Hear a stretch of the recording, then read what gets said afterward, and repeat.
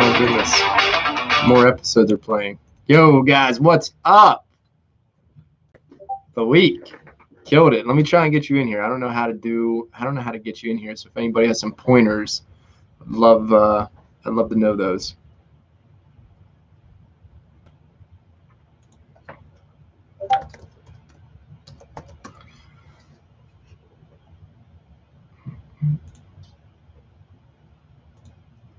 Live chat is.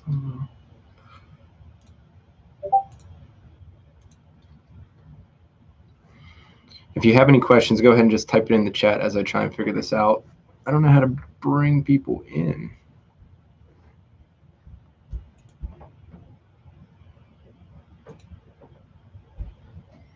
Oh, the joys of doing these things for the first time.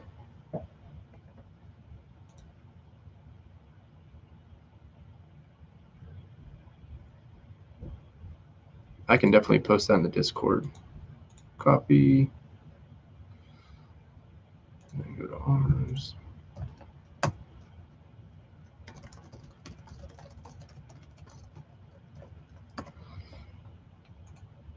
Yeah, I've tried doing this Q&A inside of Discord, streaming the YouTube channel into the Discord, and now doing this. So maybe we do. Tell you what.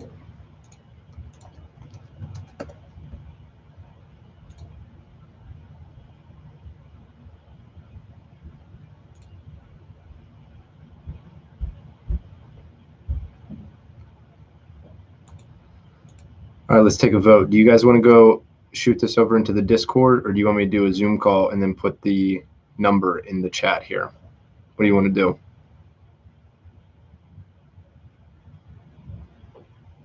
Because I don't know how to bring Loic into here.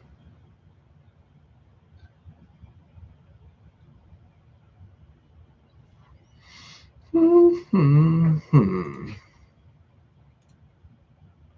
I'm on the webcam.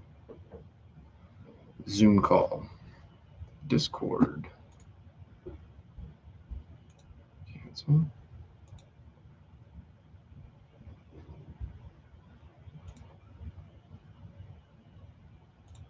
All right. Let me host a meeting. I'll get this going in a minute. Meetings.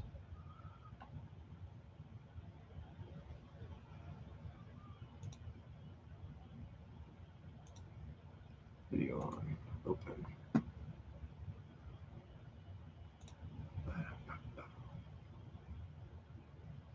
Oh, Zoom call. Yeah. Yo, Schmooper, you're so amazing.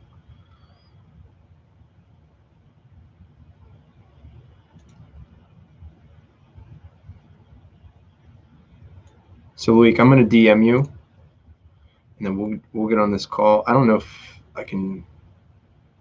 I don't know how to share that screen, but we're going to figure this out.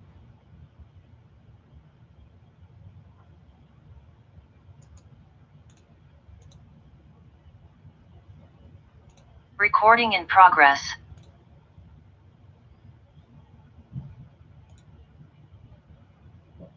So I can share that.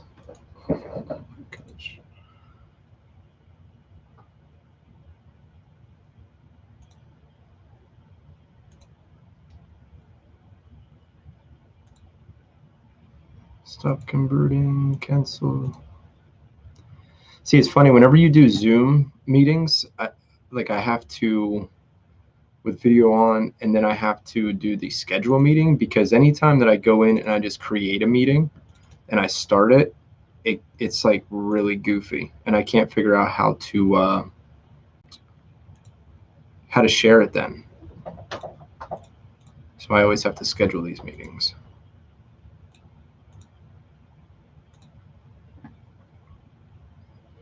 And then figure out how to share.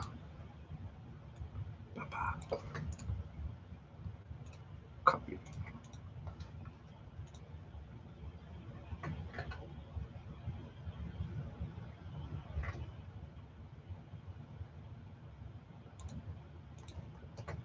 All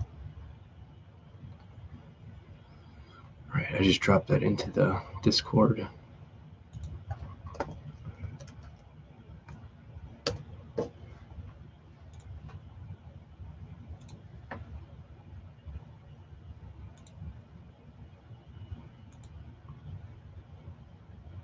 Yeah, I don't think I can share my screen on YouTube.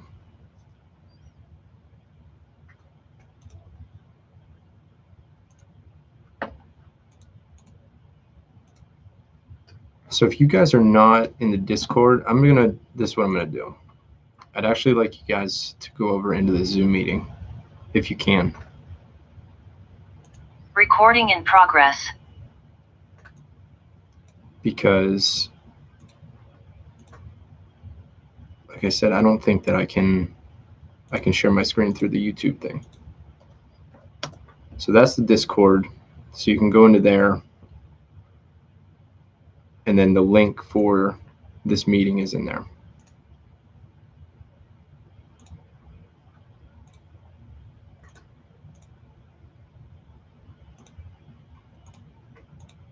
Sorry, guys. This is the third time trying to do a live Q&A, and I keep jacking it up. So Alan, that's my Discord. Well, not mine, but it's the Stars Podcast Discord that we created.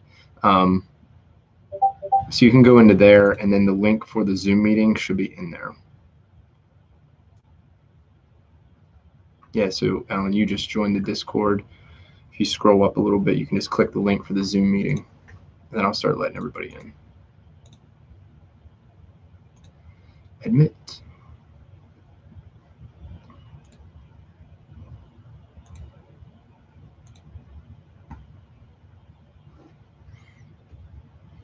All right, he's connected. Yeah, enjoying the process, always.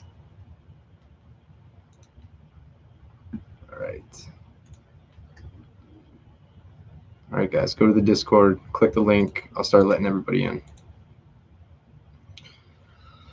Wait, you got a haircut from the last time. I did. Yeah, I think it looks a little better. Well, hang on. Can you guys hear him on the YouTube?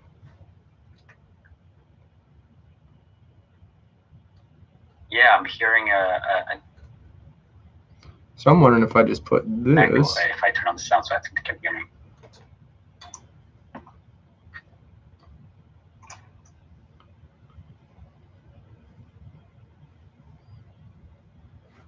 I don't see your camera on the Zoom call.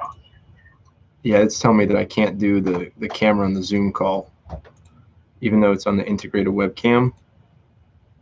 Okay, makes sense. Yeah, because it's using the camera for the YouTube. Okay, yeah, no problem. Nothing like jumping everybody around. I think that's fine. You know, it's part of the like I said, part of the process, right? Yeah, it is. It is. Yep, we will. We'll get it taken care of. I want to hear more about these planets. That's what I'm really worried about. I don't really care how we do it, if we do it on YouTube or Zoom or whatever, but I want the deets. I need to know things from the man himself. So like, I need people to start pumping into here, and because I don't want anybody to miss out.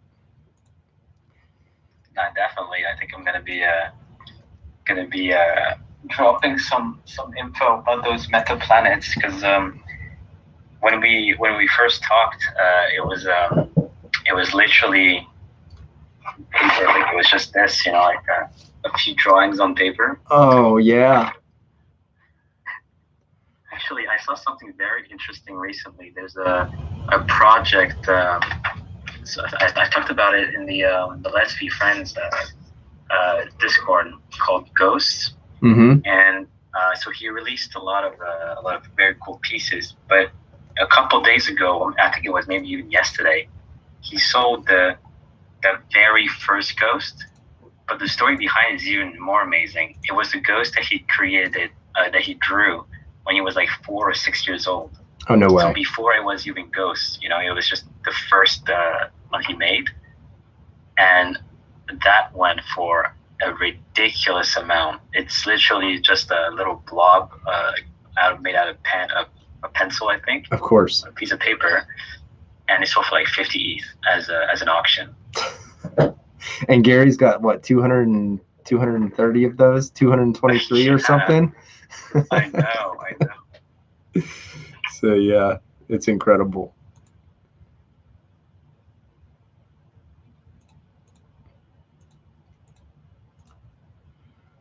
Cool. We have a few people joining in. Yeah, so we have 4 in the YouTube channel. I'm not sure how many are doubled up, but if you just want to pop off and let us know what's going on. I mean, we're 15 minutes past when I wanted to start this, so let's just rock and roll. And if people pop into the YouTube, they can sort of hear through my microphone.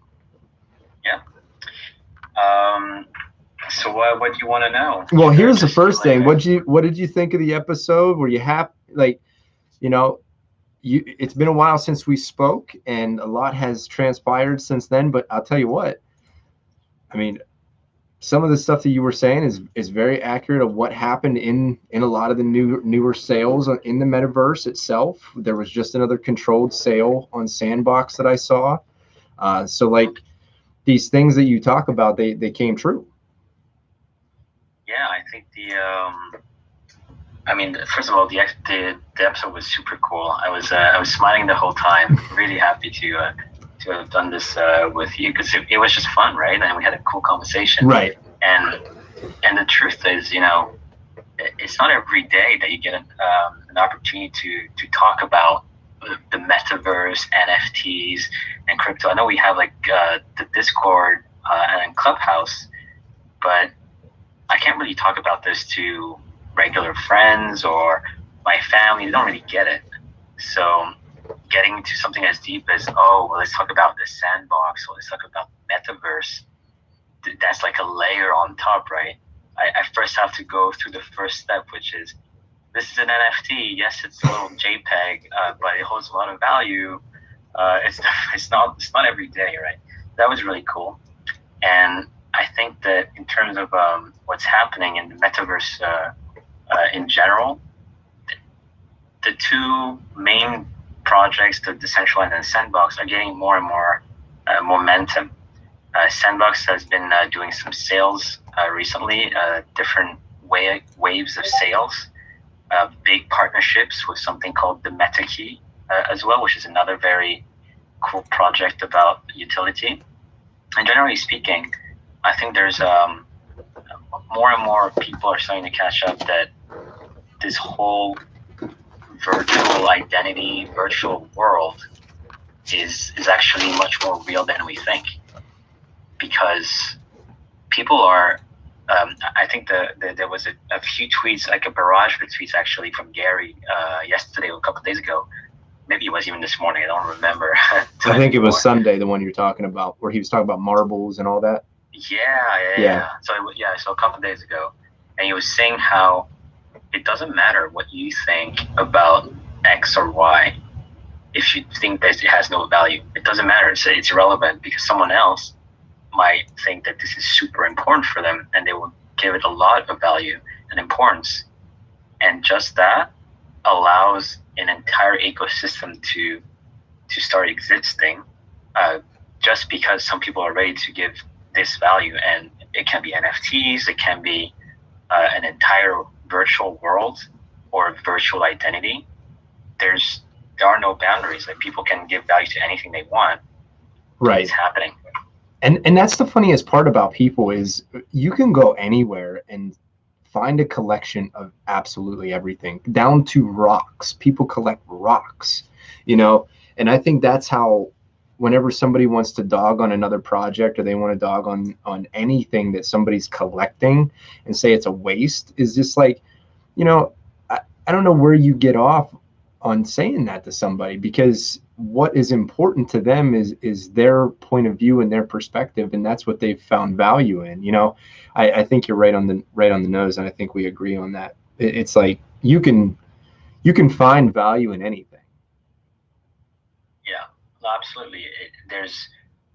I think it was the expression is like the beauty is in the eye of the beholder, and I think it's the same thing for value in general. If something that is completely with no value to you might be the best thing in the world for someone else. And trying to have the argument around, oh, this is not cool, why are you doing this, this sucks, this is it's a fad or whatever, it's not as a good argument, a good conversation to have, because it's irrelevant. It matters to other people, doesn't matter to you. But if you understand that other people might like this thing, then yeah, then that's fine. That there's no need to judge whatever it is that these people like. Right, and that's where you can start to cut through the BS and just really work on sort of the more fun projects and the more fun stuff, and you make more progress if we can just get over this is dumb or that's dumb and what I like is better than yours. Okay, well, we all sort of like the same thing, which is this NFT space and this metaverse space. So what's good is sort of irrelevant if we all are in it and we're all having success. So it's really irrelevant. We've all created that, and that brings me to the next point, which is, the meta planets. Let's have some fun talking about meta planets and what you have going on, because you've been pondering sort of from all angles and watching other projects and involved for the last decade in video game producing. So you have been in the trenches and seen what video games have done in the last decade, and now you're transitioning into the metaverse. And I'd love to understand what you have with the meta planets and where you plan to go from here. Yeah, so I think that so the way I can give an intro to this is a bit similar to one of Gary Vee's videos about how he was talking about VEEFriends, how it was the combination of all the things that he likes, garage sailing, selling stuff, collectibles, but also building a business and IP and everything. And I realized as I was trying to jot down ideas for so now it's Tell Me Planets, okay, Tell Me Worlds. Oh, beautiful. Yeah. I realized that I'm gravitating towards the same things that I've been doing for, like you said, almost the past 10 years, whether professionally or personally, like the personal projects I've been creating. Mm-hmm. And in a nutshell, Tell Me Planets is I've always been fascinated by space and exploration for as long as I can remember. Even though when I was playing games, my friends would be super competitive, trying to be the best, have the best characters whenever we had a multiplayer game together.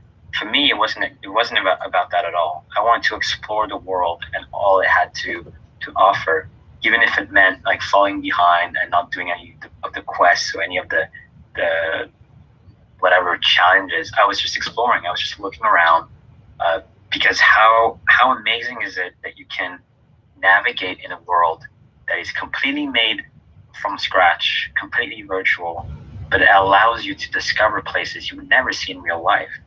To me, it's mind-blowing. You walk around a place that is on a different planet, made out of luxurious, vegetation or whatever. But, so I was always doing that. And what's cool about that too is it's very real from the person who made it. That came from somebody's brain, and you're living inside of them and inside of their brain. It's a little bit strange to go down that rabbit hole and to look at it that way. But yeah, sorry to interrupt. No, but you're 100%, and I think that's the idea that it's a world has been authored, has been created with an intention, and not a lot of credit is given to, even in movies, for example, for the backgrounds and the sets and the costumes and all this world building, because there's a lot of thought that is put into that. And in video games even more, because players can actually go check this little piece of tree that you created, whereas in a movie you'll see it in the background, but you can't actually check it for yourself. So going back to the Tell Me Planets, the idea was I wanted to be able to create those worlds, worlds that I've had in mind, or just create it's sort of a universe where you would be able to see different types of planets. And the way I started thinking about it was, let's say you're in the metaverse and you have your spaceship and you're wandering. You're wandering in this metaverse without a real target. You're just curious to discover what's outside your comfort zone and what's outside of your known like solar system or whatever. That's the narrative. And you discover planets that have different attributes. A lava planet here, a rock planet there, I don't know, something weird planet over there. And if you decide to stop there, for example, you do like a little detour by the lava planet, you get closer and closer, and when you land on this planet, you will encounter some what I call the telmeans. Telmeans are little inhabitants of those planets. You said they're telmies? Telmeans, like M-I-N-S at the end, telmeans. Okay. Like Pikmin. Actually, it comes from Pikmin, and I was like, okay, well, telmean Pikmin. That's the idea. Okay. So little creatures, basically, little creatures, and the reason why I went for something like that was because you can look at a world of so many different lenses. You can look at the world from like very far away, like you see planet Earth as a blue dot in the emptiness of space. Then you can zoom in and you can start seeing the continents, and you zoom in and you're like above a city. But you zoom in and you're at the human level, and you can zoom in like so far that every single time it's a different experience and you're trying to see something different. And I thought, can I try to emulate something like that in an NFT collection to try to create a world that would be that would look like it could exist somewhere. You have the planet, which is fun, like at a universe level, like very, very big.